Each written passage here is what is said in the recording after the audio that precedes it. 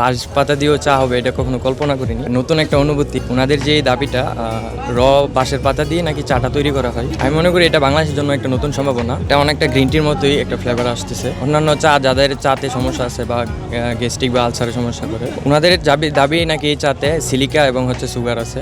তো আমি মনে করি এটা বাংলাদেশের জন্য একটা নতুন সম্ভাবনা।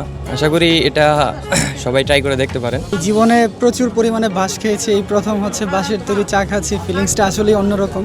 তবে এটার যেই ফ্লেভার ওইটা আমার কাছে আসলে অনেকটা গ্রিন টির মতোই লাগছে।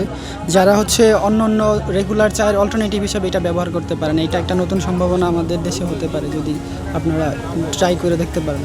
এটা কি সাধারণ চায়ের মতো লাগছে? না, এটা অনেকটা আপনার গ্রিন টি যেই ফ্লেভার ওইটা ওইরকম থাকে। তার সাথে আমার কাছে যেটা মনে হয়েছে যেটার মধ্যে ওই যে আমাদের প্রচলিত যেই খড়ের ওই কিছু একটা মানে ফিল পাওয়া যায়। এক কাপ চা আমাদের দিনের শুরু, আড্ডার সঙ্গী, ক্লান্তির শেষ আর একটুখানি স্বস্তি।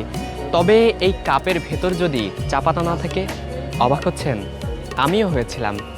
আমার হাতের এই চা তৈরি হচ্ছে বাঁশের পাতা দিয়ে, যে বাঁশকে এতদিন আমরা চিনেছি ঘর কিংবা কাগজের কাঁচামাল হিসেবে, সেই বাঁশের পাতা দিয়েই আজ তৈরি হচ্ছে এক কাপ ধোয়া ওঠা চা।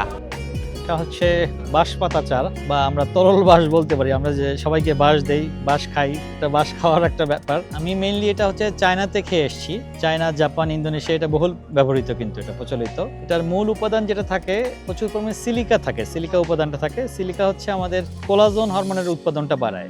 মানুষের বয়স হয়ে গেলে যে মানুষের বলিরেখা তৈরি হয়, তারপর চামড়া ঝুলে যায়, এই স্কিনের ইলাস্টিসিটিটা বাড়ায় কিন্তু এই চা নিয়মিত পান করলে এটাই খুব উপকারী। এবং এটা অ্যালজাইমার রোগের জন্য কিন্তু খুব ভালো এটা। এবং এটার মধ্যে যেহেতু এটা অ্যান্টিব্যাকটেরিয়াল এবং অ্যান্টি অক্সিডেন্ট থাকে, এটার মধ্যে আসলে ওরকম কোনো ক্ষতিকর উপাদান নাই। এবং সিলিকাটা ম্যাক্সিমাম ফুডেই পাওয়া যায় না। আমাদের শরীরে কিন্তু এই ঘাটতিটা থাকে। সামান্য কিছু সামুদ্রিক ফুডে কিন্তু এটা পাওয়া যায়। এবং মেলাতে আমরা এবার দ্বিতীয়বারের মতো খাওয়াচ্ছি মানুষকে, এবং অলরেডি এই 15 দিনে 5000 লোককে দিয়ে এটা আমরা আপ্যায়ন করেছি, এবং রিভিউ আসলে খুবই ভালো।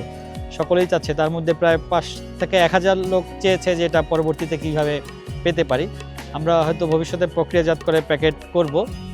আর আমরা মানুষকে উদ্বুদ্ধ করছি যে নিজে বাঁশ লাগিয়েও কিন্তু আমরা এটা চা করতে পারি কিন্তু।